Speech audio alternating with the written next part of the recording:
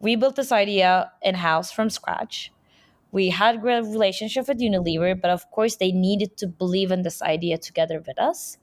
It had a lot of conversations back and forth. It was like in a couple of months making. And we made the deal happen about 2 months ago. And it actually increased Unilever's ice cream penetration significantly on our platform. And that was such a good benefit to our customer to actually keep using it here. So that was like a good negotiation at the start, which turned out to be such a good benefit to the customer and a great benefit to our partners. Hello, hola, ni hao, salud, namaste, everyone, wherever in the world you're listening to this, and welcome to 100 Sum Game, a podcast where we discuss negotiation, persuasion, and influence. Join me as I interview master negotiators from a new industry each episode and get inspired to get the best outcome for yourself while creating value for your counterpart. My name is Adele. I'm a recent economics and psychology grad with experience in finance and marketing, and I'm fascinated by the power of negotiation to change your life and career. Whether you're an early or seasoned professional looking to accelerate your career, negotiate your value, and tactfully handle conflicts, or simply a curious individual aiming to level up your soft skills, leave your shoes and missed opportunities at the door, and let's get started. Hello, hello, hello, 100 Sum Game listeners. Welcome to another episode. This is going to be an interesting and a special episode that's a little bit close to my heart because here today I have my sister with me, a very successful management consultant and now a marketer in the startup field. So we will be discussing the startup game with her today. Let us know your questions down in the Q&A section. The question we have for you for this episode is, what's been holding you back recently when it comes to persuading your colleagues or seniors? So let us know down in the Q&A. And let us also know how you found about this podcast, either through social media or word of mouth. That'll make this podcast better for you and more accessible to everyone. So without further ado, I'll present you guys my sister a little bit. I know she's going to get into more of it, but her journey starts from Turkey, navigating to McKinsey, and then all the way to New York, McKinsey, and now she is leading the marketing of a very successful grocery delivery startup that has launched in the US a couple years back.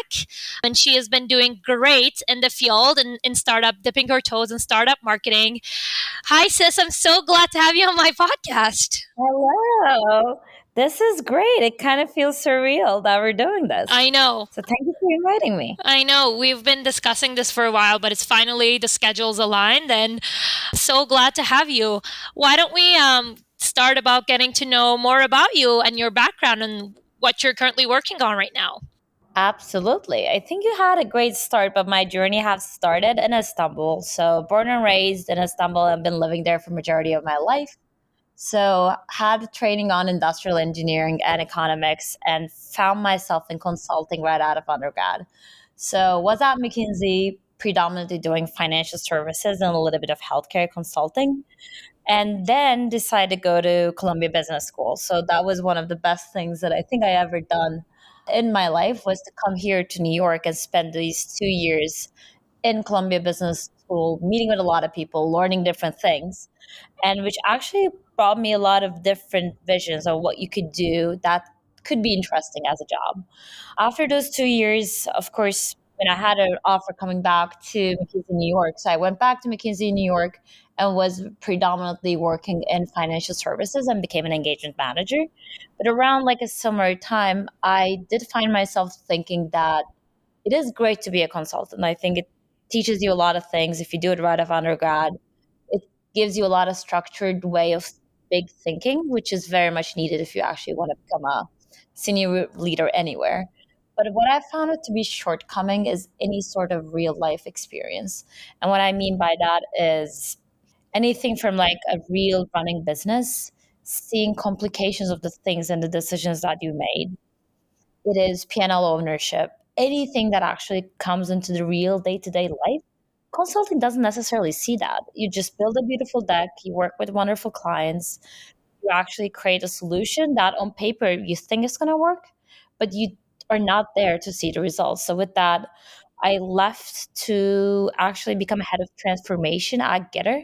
So Getter at that point was about $7 billion a rapid grocery delivery company that was originated from Istanbul and was there in like 8 countries, and the US would have been the ninth. So I joined the team before they launched it together, and find myself doing marketing. Then in the last 6 months, I moved into buying and commercial, and we acquired Gorillas, we acquired Fresh Direct. So these are all different grocery delivery companies in the US. What I'm currently doing is both Getir and Gorillas, leading the marketing, commercial, and buying, and helping with the Fresh Direct transition. So that's my story in a nutshell. Yeah, I love that. Obviously, I know all of this, but hearing everything from like start to finish again, just like I was like, wow, yeah, all of that happened. Yeah. So it's so lovely to hear. And you've been doing a lot of different things. Recently, I'm curious within your current role, leading the commercial and buying a Getir, how do you think negotiation interactions look like in your field right now? So, whether you're persuading folks from Gorillas or folks from Fresh Direct or your direct reports or suppliers or any further stakeholders that you're working with, and obviously at the end, since you're in marketing, how do you persuade the consumers to try get your out and become loyal and grow from there? It's an interesting question. I think negotiations kind of boils down to everything we do, especially in what I do on a day to day. The biggest one is, I think, the distributors, the suppliers that is giving you goods. Mm-hmm. So for the folks who are not in the grocery sector, a lot of the things that you see on like a bodega around the corner or some like smaller grocery shop actually comes to you through a third party called different distributors. Like UNFI is one of them, Baldor is another one of them. And really having good relationships with your distributors is a big enabler when it comes to what do you sell, what Mm. price do you sell, do you have those goods come in at the right time so you can have them available all the time. And Getir is like a very different model for it, because unlike a bigger grocery store, Getir doesn't have that much of a big stores in the city. So in New York City, we have about 8 supermarkets that both serve Gorillas at the same time. It means that you can't necessarily log in a lot of things. So you become this like little, for these big distributors, a very little 8 supermarkets that wants their attention all the time. So we want them to deliver the goods on time. We want to get the like the best and the newest, let's say, yogurt that is coming to the market. Like I want to have everything that I see on Whole Foods. And how do you actually make it happen? And how do you actually make it at the right price? So it was, I think, for us in the US also a big learning journey, because Getir in Turkey is really big. So the muscles that you have is, yeah, everyone knows Getir. And then in the US, we're a startup. Yeah. And then you need to build a lot of those things from scratch. So it is a big part of my day to day, actually, to work with our distributors and also work with companies like Unilever and Chobani and Pepsi and Coca-Cola's of the world to believe in the business we do, actually bring great products and like have it be a platform that they can have much more sales and really have their like products displayed and give benefit to our customers. I think one of the good examples of that is, as maybe a negotiation thing, I think you should always know what you're bringing to the table. Mm-hmm. And that was one of the biggest realizations I had just going through this job, because as like let's say more of a bigger grocery store, let's say your Whole Foods, what you're bringing is very clear. You're Whole Foods. You're just too big. And then people would just want to be there because you're too big. At Getir is actually not that. We're not a Whole Foods in the US. So what we bring to the table is that we're the fastest in the city and there's no one else left doing it. Mm-hmm. Competitors that unfortunately they're not with us anymore. So it's Gorillas and Getir, they're both the same company. So really leveraging that benefit and having, for example, with Unilever, we did this amazingly successful campaign together that is called Ice Cream Happy Hour.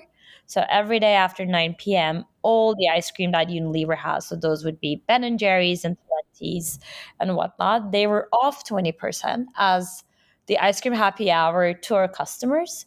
And people loved it. And I think that's a really good negotiation example of, we built this idea in-house from scratch.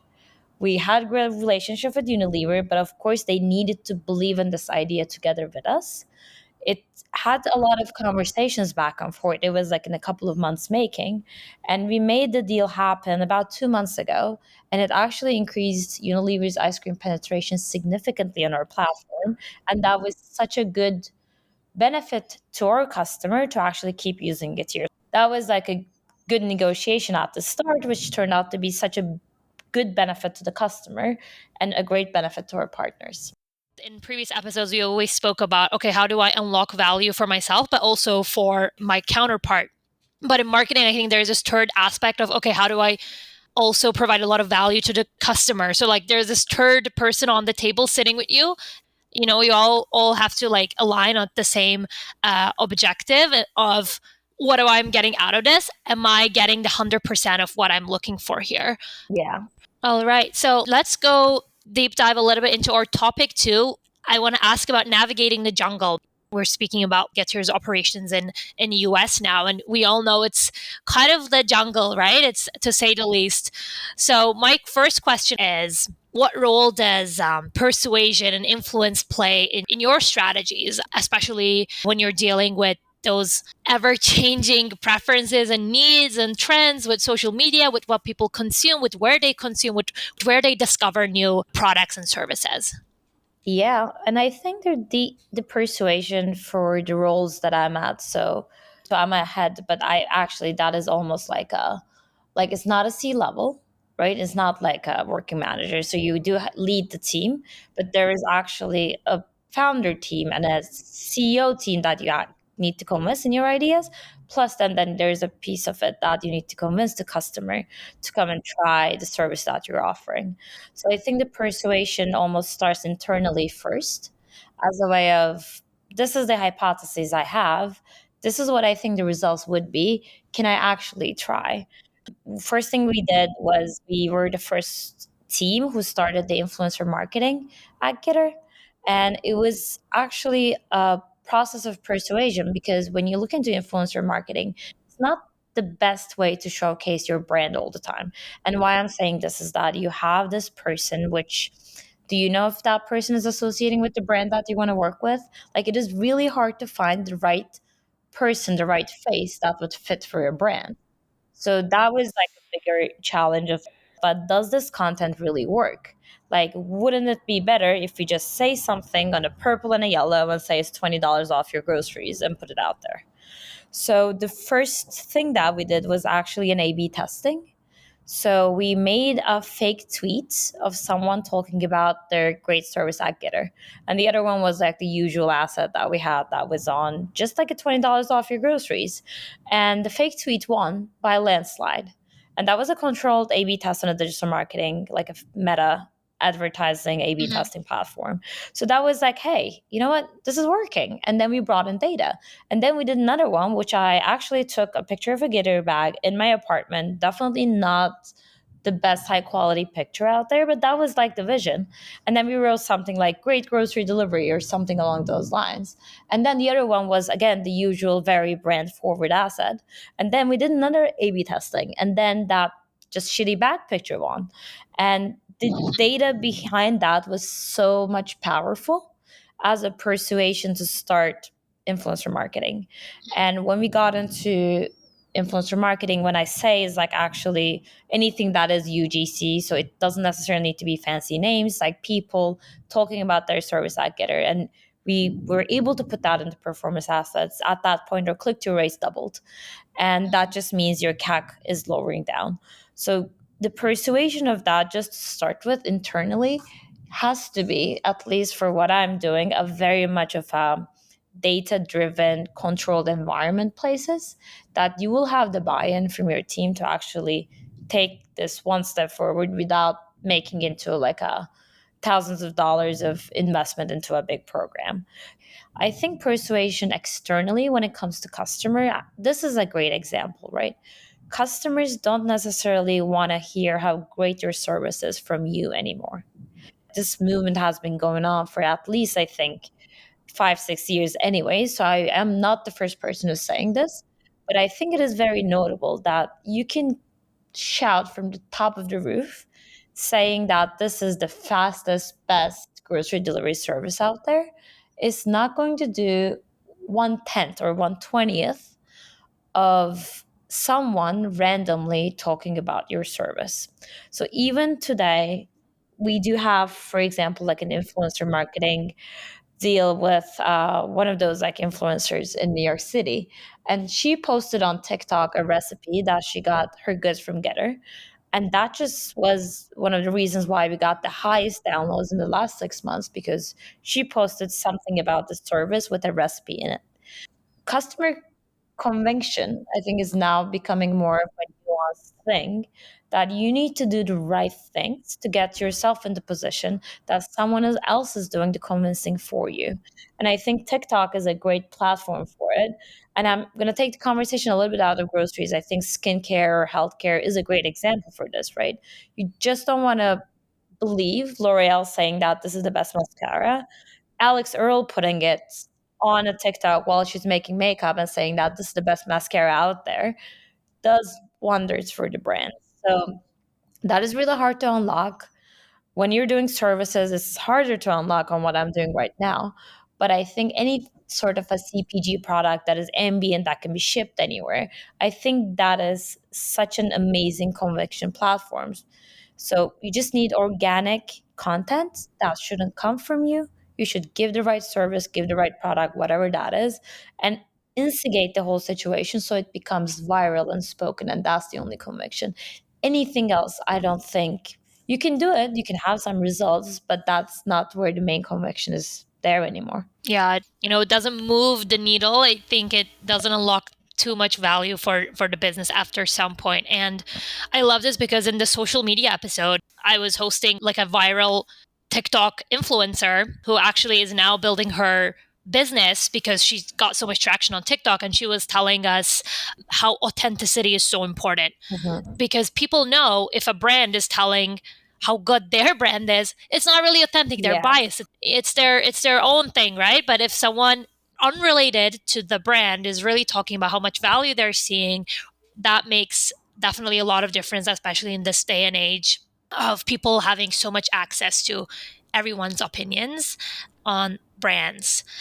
All right. So my second question is a little bit about navigating through challenges. So we know that Getir, as you said, it was highly successful in Turkey, and it addressed some of the key demand and the pain points in the market, and became Yeah. one of the biggest brands, like one of the brands that people really recognize in Turkey. But US is undeniably, as we said, it's challenging to penetrate. It's really hard to survive there. And I'm sure the team at Get Your US experienced many ups and downs throughout this journey. So, curious how you, as the leader of a team, keep your team engaged, motivated, and influenced during these challenging times that the team has faced. Yeah. And I think it's like very fair. And I would say that not just like Getaway, I think a lot of those big startups that grew when the economy was different, right? There was low interest rates, which meant there were a lot of capital that was available for a lot of the startups out there. That capital has been receding for some time, right? Like there's not that much appetite from the investors, not just like Ethereum in general. Like a lot of the VCs, a lot of the PEs, they tend to take less risk or tend to take less bigger bets and investments on the businesses. So that did actually reflect into a big sector of people who are working in startups to actually have their lives change, right? There, when you start the journey, so when I started my journey in 2021, it was a very rosy time in the US economy when it comes to like lower interest rates. People had all these like accumulated capital from COVID and was like looking to invest, right? And that did actually change drastically come 2022, 2023. So it is a portion of like almost the air of the company's spirit is changing. So as the leaders, of course, there is going to be a very much of a human element to it. So how we motivate our teams and of course like motivate ourselves, right? We are all, it's like a human nature of you're questioning of okay, so like this is a changing industry. like what do I have to stay in this industry and like keep learning? And I think it boils down to what you learn out of the experience, and having your teams also realize what you learn out of the experience. I would say that I feel very lucky to be working with one of the best, greatest founders that Turkey ever like created. And I would say this in like Nazem would actually qualify for one of the best founders that we've seen in the recent times, right? Building something from scratch this successful within 7 years from a Mhm. Turkey, which is very unstable. The economy is not great. Like you have exchange rate issues. There's a lot of that. So what ends up becoming a point that is very clear, again, very data driven, is that you learn a lot through being in this journey together. And I think having the teams find those for them was the number one thing I did. I do have a bit of a diverse team because when it comes to like buying, commercial, and marketing, you have different people from different backgrounds. And I know every one of them have a different Mhm. takeaway from this experience. And I think being honest with your teams, being transparent with your teams, understanding what they're willing to take out of their experience, and optimizing their journeys and helping them craft their own journeys and understanding where they want to go in life, I think is the main key for retention when the times are tough. But there are only so many things that you can do. I think negotiation is just like one thing. Sometimes life changes, people just want to do another thing. But I think as long as they're actually looking to stay, I think creating those, what do you want to take out of this for your career, what do you want to learn, and how can I actually make this opportunity for you, is my biggest tactic. And that is what I try to do for my teams all the time. I love that. So almost like reframing the experience, right? So let's Exactly. failure happens. I mean, it's a part of everyone's journey, every company's, every person's journey. But what can we learn out of this? And really aligning people on that mindset, being vulnerable with them as a leader too, because you're human. I mean, you have your emotions too. You also might be demotivated sometime, but how can we figure this out together as a team? And how can I help you grow as an individual, as a team member? And as you said, Yeah. what will you take out of this experience and how will this add to you as a professional, and how can you grow with this? I've learned so much as well because I feel like we don't talk about this stuff, right? We don't talk about work in our personal life. So it's been great to talk about all of this.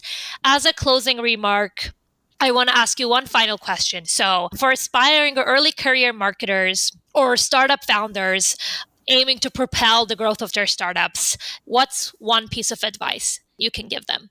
Yeah, I would say in a controversial way, like don't fall in love with your idea. And I say this because let's say someone is doing a fast cosmetics delivery, right? Like apart from Getir, let's say it's like a different idea. You deliver lipstick in minutes, let's say. And you think that's the best idea in the world, right? You are out of like, let's say face cream or lipstick or whatever that is. And then you're like, oh, everyone should love this. Why wouldn't anyone not use this? And once you go into that world, you, I think, lose a lot of that perspective of what do people really get out of it. So as like a follow-up suggestion, I would say market research and really understanding what people are looking to get out of the experience is a very strong component of the everyday life. I think the day to day people tend to lose that vision. I tend to sometimes lose that vision, right? Just going through a day to day, what you need to do, like you need to get XYZ done. But I think the bigger picture of what do people see in this service? What do people see in this thing that you're launching? And how do you actually make it in a way that people can see that benefit and understand is very important. And I say don't fall in love with the idea, because if, let's say, any point in life you realize that, hey, like I don't have the total addressable market that is interested in this product, I think through research and questioning and seeing the big picture, it would enable you to actually make that call in a timely manner and pivot rather than burning a lot of cash or your time on an idea that might necessarily not resonate. So that would be my one advice. Not falling in love with your idea, but falling in love with the consumer. Yeah. Love that. Well, this was an amazing episode. The Startup Marketing Game. Thank you so much for coming on my podcast. I think this was like a little fun I episode agree. that we did together. Exactly. Well, thank you for having me. This was so much fun. All right. I hope you took as much valuable information as I did and more. My name is Adele, and you have listened to an episode from 100 Sum Game. You like it here? Go ahead and subscribe to 100 Sum Game on your preferred platform. While you're at it, I'd love to hear about what you're thinking of this podcast, any episode requests, or further feedback. It'll help me make this podcast better for you. Thank you so much for tuning in, and I'll catch you in the next episode. Peace.